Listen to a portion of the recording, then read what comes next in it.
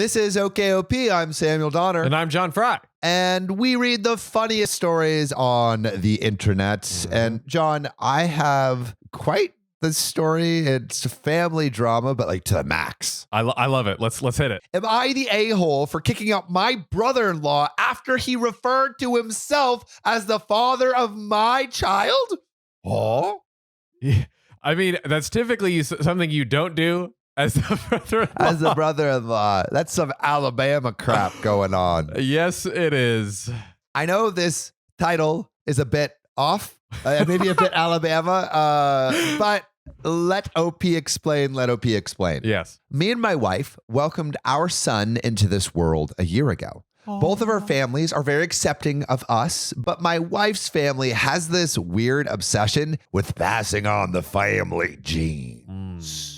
The legacy, the throne. The legacy continues. The bloodline, which made adopting out of the question very early on. Me and my wife had always wanted to start a family, but things got difficult when my wife found out she was infertile. We knew her family would be understanding, but I am terrified of pregnancy. Terrified.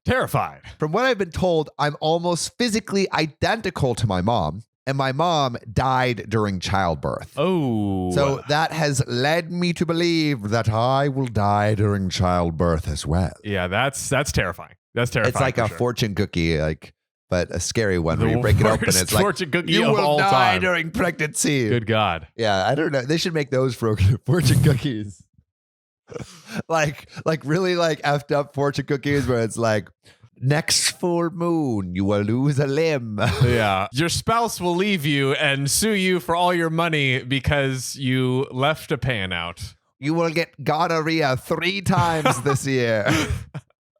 I like 3, No, actually, you know what? Let's make it 4. Thrice. Once a quarter. You should say once a quarter, or just like thrice, or every. I want some ancient words every fortnight. That's what I was looking at. Every fortnight you shall get gonorrhea. After a few months of brainstorming and being let down, my mother-in-law suggested that we do IVF using my eggs and my brother-in-law's sperm. My brother-in-law's nut juice.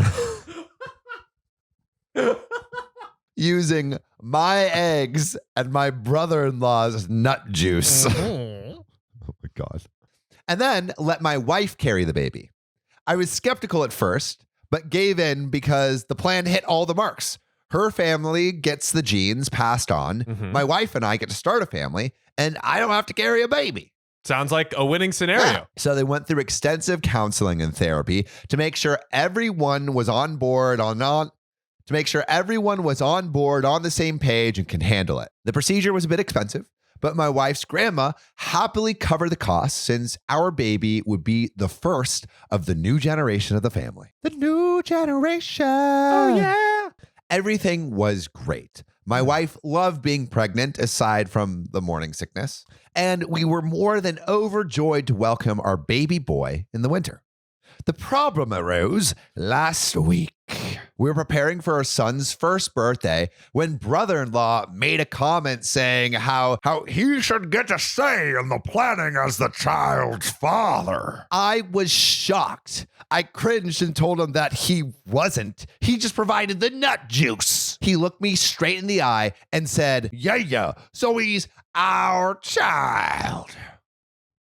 So I looked to my wife, whose mouth was wide open, and mother-in-law wasn't making eye contact. Before he could say anything else, I demanded that he get out of my house and that he'd be able to come to the party when he apologized. He got angry, but left when my wife started to cry. My wife has always struggled with self-esteem, and her infertility really took a toll on her. For months, I had to constantly reassure her that she was an amazing mother and that she wasn't wrong. She faced a lot of homophobia and misogyny growing up. Sister-in-law called me later that day and called me a big B. I argue that brother-in-law had no right to say any of that, but sister-in-law just kept yelling. Me and my wife have cut all contact with her family, and it's turned into something way bigger than it is. But Man. like, honestly, this is pretty big. Like, this is a pretty big deal. It's pretty big. Yeah. It's pretty big. But I refuse to let someone call my family incomplete again. Call me dramatic, but I grew up with a family in and out and never knew who my real family was. And I refuse to let the same thing happen to my son. My brother-in-law signed away his rights, and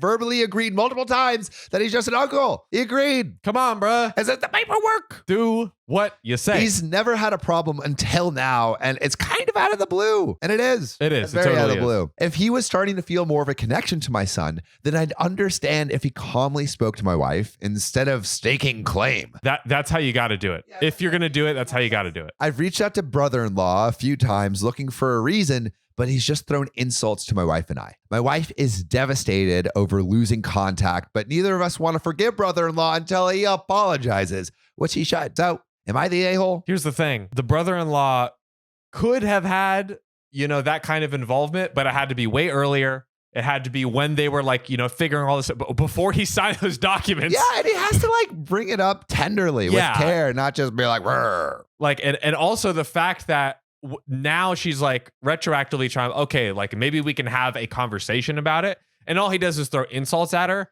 Well, then what can you do? Yeah, it's kind of you're screwing yourself, brother-in-law. You're being a little screwy, man. Yeah, Screwy McDewey.